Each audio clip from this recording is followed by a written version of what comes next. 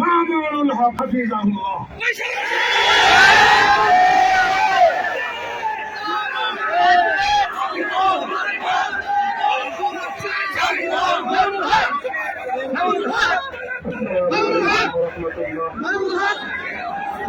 الحمد لله وكفى وسلام على عباده الذين اصطفى أما بعد أعوذ بالله من الشيطان الرجيم بسم الله الرحمن الرحيم لا تثريب عليكم اليوم يغفر الله لكم وهو أرحم الراحمين صدق الله العظيم সমবেত প্রাণপ্রিয় তৌহিদি জনতা, বিভিন্ন স্তরের ধর্মপ্রাণ মুসলমান ভাই ও বন্ধুগণ, ছাত্র বন্ধুগণ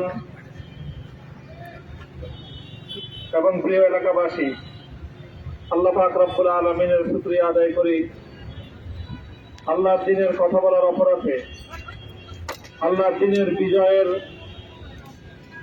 ঝান্ডা এবং চেতন উদ্দীন করার প্রত্যয় ব্যক্ত করার অপরাধে, আল্লাহর জমিনে আল্লাহর দ্বীন প্রতিষ্ঠার আন্দোলনের অপরাধে আমরা অনেক ভাই কারারুদ্ধ হয়েছিলাম।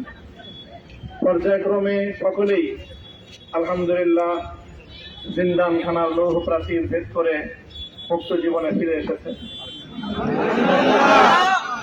আজ আমার মুক্তির মধ্য দিয়ে 2021 সালে হেফাজতে ইসলাম বাংলাদেশ এবং এদেশের আলেম সমাজের উপর ইতিহাসের অন্যতম এক গভীর ষড়যন্ত্র এবং চক্রান্ত নির্যাতনের দৃষ্টিন্দোলার পরিচালনা করা হয়েছিল, তার আজকে একটি প্রাথমিক অধ্যায়ের পরিসমাপ্তি ঘটল। আমরা স্পষ্ট ভাষায় বলতে চাই, আমাদের উপর জুলুম করা হয়েছে,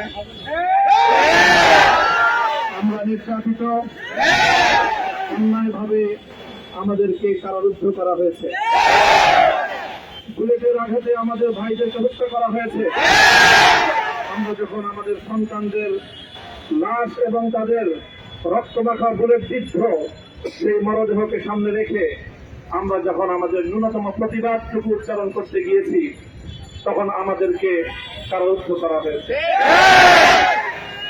আমাদেরকে নানাভাবে নিষ্পেষণ করা হয়েছে, আমাদেরকে জনগণ থেকে বিচ্ছিন্ন করার সব ধরনের অপচেষ্টা চালানো হয়েছে।